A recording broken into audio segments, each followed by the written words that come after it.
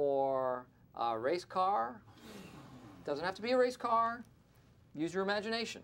There's this cube on the screen, and it bounces around all day, and sometimes it looks like it's heading right into the corner of the screen, and then at the last minute it hits a wall and bounces away. And we are all just dying to see it go right into the corner. I know, it's bland. It's never gonna happen. Dude, here's what I was thinking. You gotta believe. Maybe we could have some sort of riddle.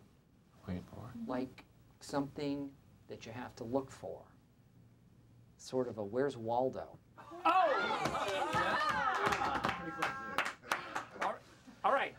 All right, let's quit while we're ahead. That was so awesome. That was awesome. Thank you. Hello React Native developers, I hope you are well. William here, recording from beautiful Zurich, Switzerland. This holiday season I've been binge watching the US version of The Office, and this particular scene immediately caught my attention. How would we do this in React Native? And I quickly realized that we would need to use one of the most underrated features from Reanimated 2. Let's have a look.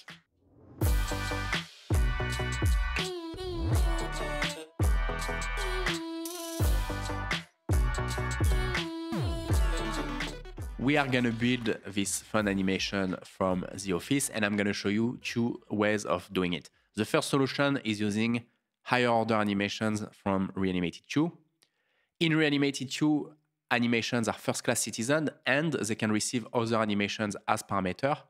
This allows for an incredible level of composability, and in fact, we had already implemented an example where we would receive any kind of physics-based animation as parameter.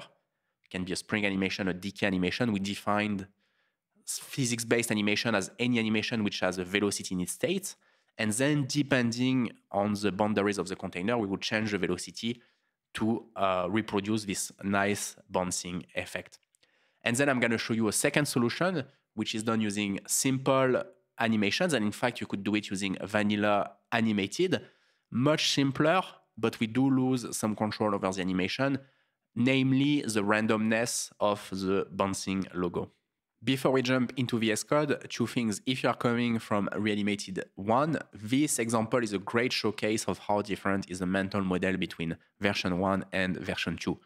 In version 1, animations are written declaratively, and so we would express these blocks of code using animation nodes, if statement, assignment, and so on.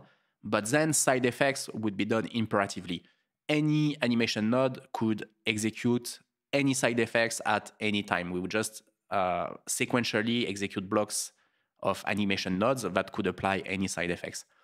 In Reanimated 2, things are swapped over. The animations are done imperatively, so we write JavaScript code, if, else, assignment, and so on. But then for the side effects, we have a nice declarative API, so we cannot apply side effects anywhere at any time.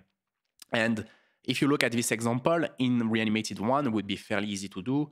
We would start a clock, look at how much time has elapsed since the last evaluation. Depending on the velocity, that would tell us by how much we need to translate. And then if we hit the boundaries of the container, we revert the velocity. In Reanimated 2, things are a bit different, and this is where we're going to resort to higher order animation. So I'm quite excited actually about this example. And second thing, if you're interested to learn the fundamentals of gestures and animations in React Native, I hope that you will check out my online course at startreactnative.dev.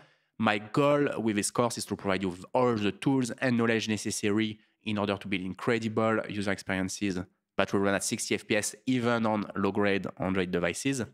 And I am currently recording 3 new lessons which will be released this week, and I will be continuously updating the course for Reanimated 2.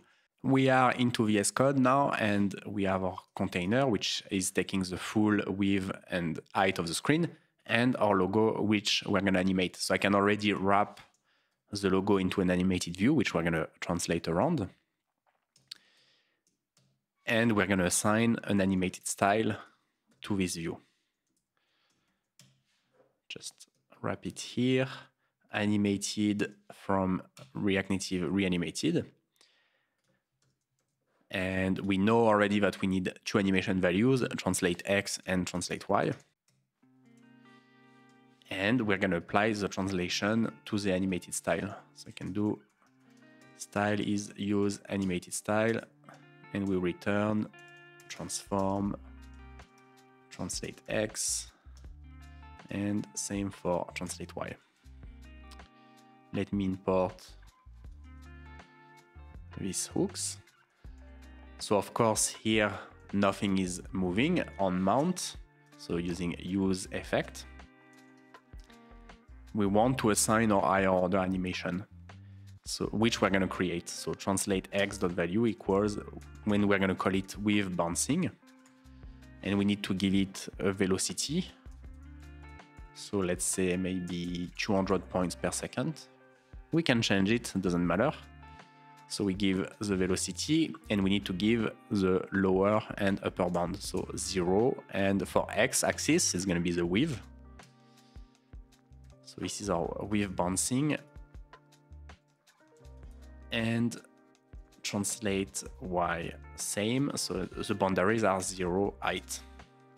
And same velocity, of course. So now higher order animations in Reanimated 2, they require a lot of boilerplate. It's because they can be executed on the JavaScript thread, like here on the UI thread, they can receive other animations as parameter. There is a lot going on, and therefore the boilerplate is actually, it's not so big, but there is a bit of boilerplate. In Redash, we help you with that. We provide the whole TypeScript types for, so first of all, you get some sort of documentation on how they works, but also it catches errors you can do. And we provide also some utility function such as defined animation. And so in fact, so I have the with bouncing file here, which is my boilerplate. So you see, I need to, I have a worklet, which returns a defined animation, which is a worklet function as parameter. Here we can define the animation state. But what is nice is that, so you see, for instance, here it's complaining because on frame we don't return the proper type. So it's really helping you to making sure that you are doing things correctly. But basically, these animations, they revolve around two functions: on start, when we initialize the animation, and on frame, where we receive the current state of the animation, the new timestamp, and we can calculate the new value of the animation. And so I'm going to import it here.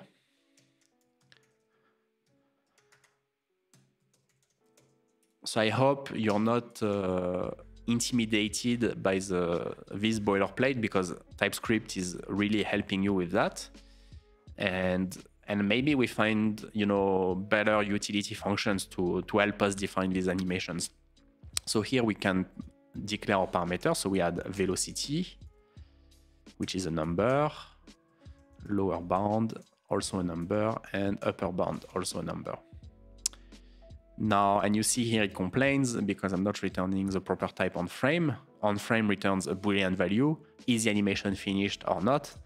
Here it never finishes, so that's easy. We return false. And then here animation state is a base animation state for our animations, but here we need a bit more complex animation state. So we're going to extend animation state. So we're going to have interface bouncing animation state extends animation state. And we need to calculate how much time has elapsed. So we know based on the velocity parameter by how much points we need to move. So we're going to create a parameter called in the state called last timestamp. And so I'm just going to replace it here and here. Okay. So when we initialize, we can assign last timestamp to now. So then on frame, we have the delta we can play with. And so when we execute on frame, we want to calculate the delta dt, and it's going to be state.last timestamp minus now.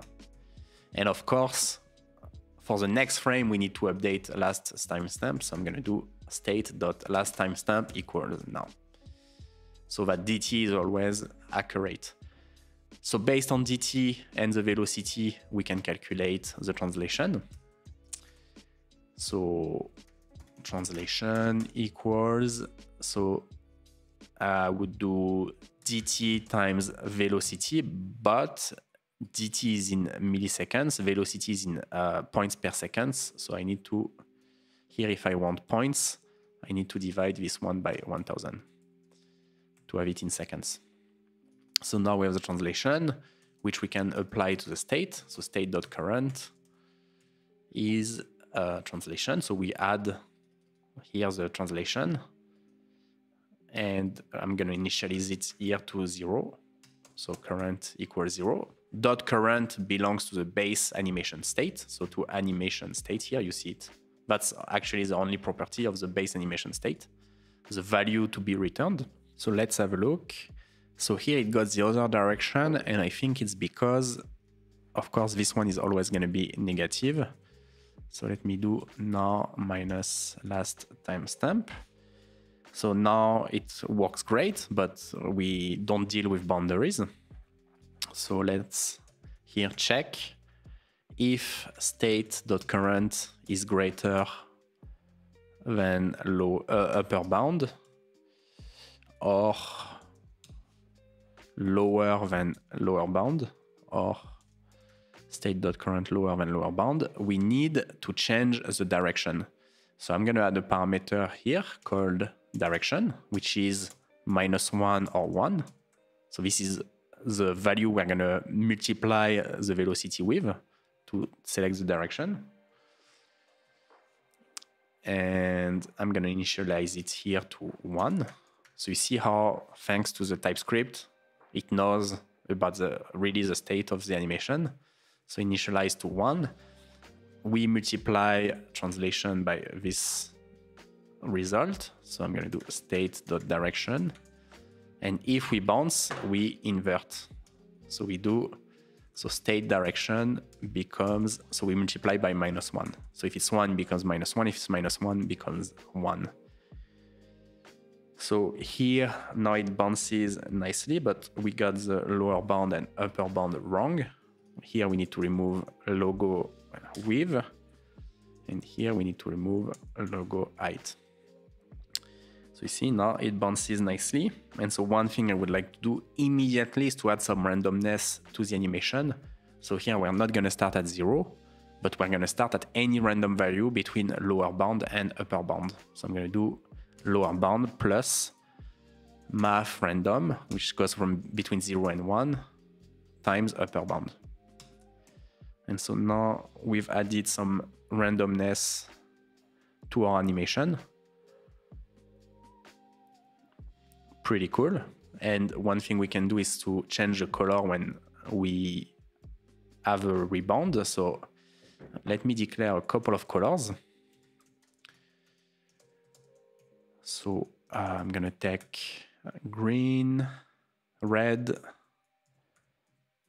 green, blue,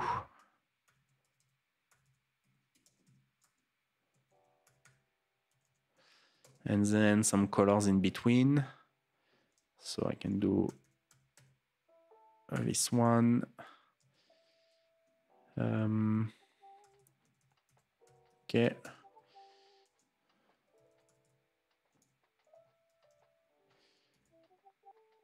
So I'm gonna randomly change these colors, and of course it needs to never be the same color twice.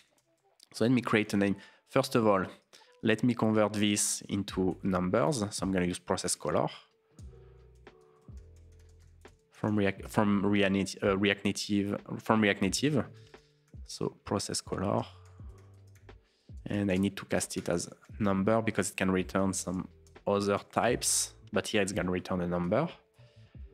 So I'm gonna create an animation value for the color, which is gonna be a number. And so I'm gonna select the first color, red. And so let's pass this color as a property of logo.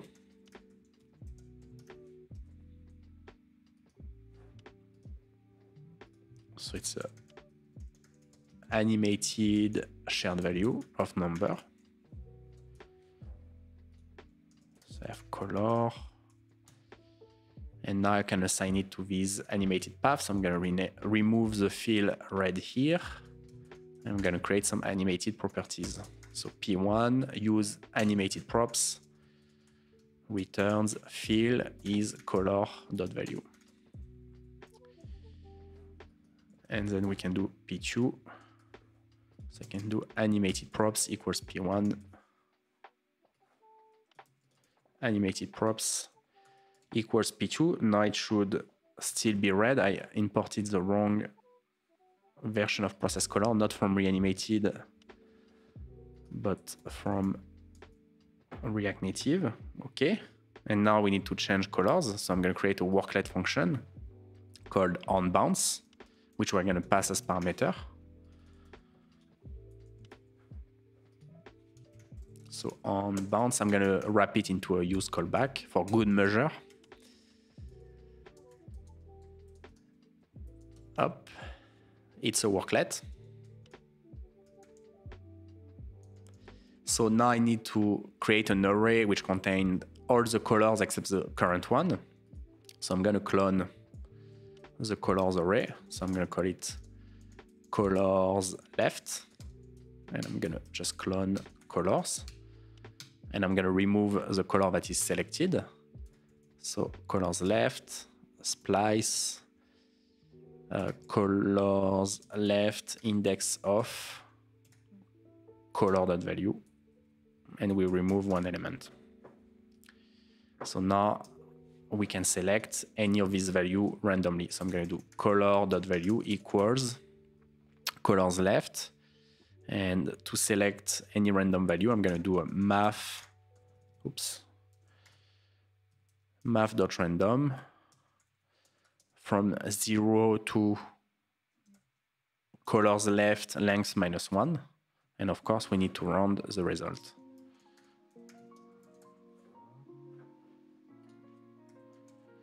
And we need now to execute the onBounce callback when we bounce. So we have onBounce, let's make it optional. And so here,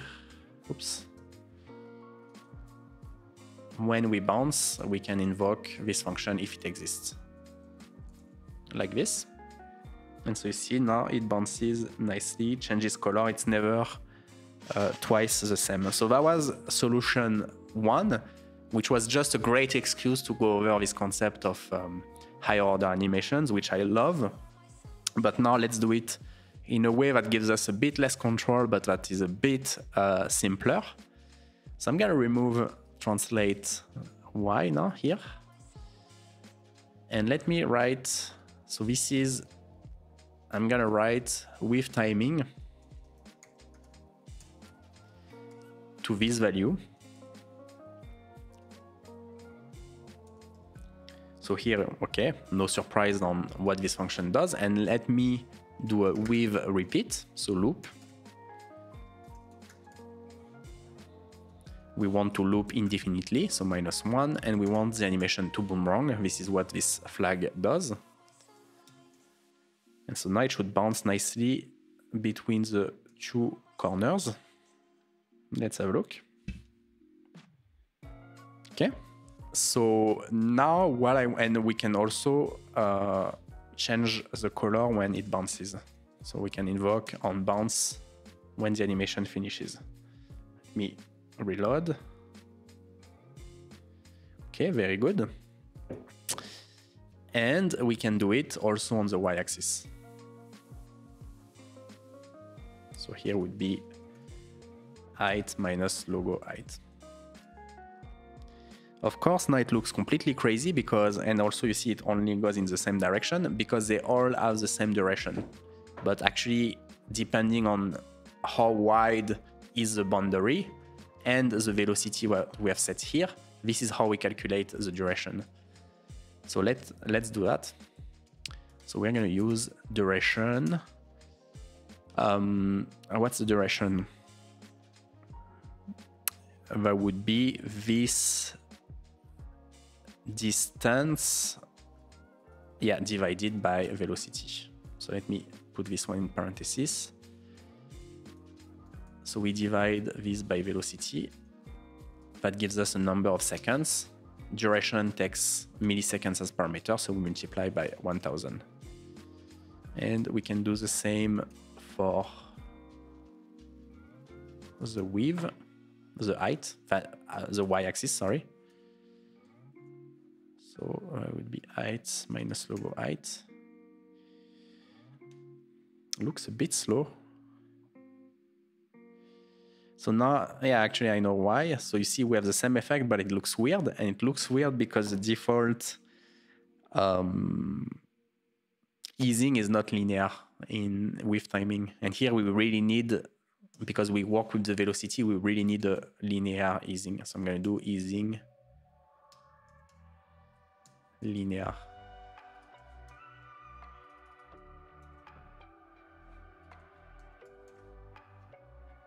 And so you see, now we have really the nice animation.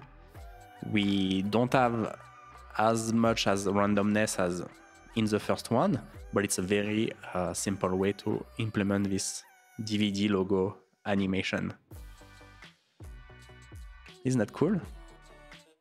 Guys, I hope you enjoyed this example. We looked at this fun animation and made 2 solutions for it. One using higher order animations, which is a bit sophisticated but gives us a lot of control, and that was of course a great excuse to go over this concept from Reanimated 2, which I love. And I showed you the second solution, much simpler, a bit less control over the randomness of the animation, but very fast to implement.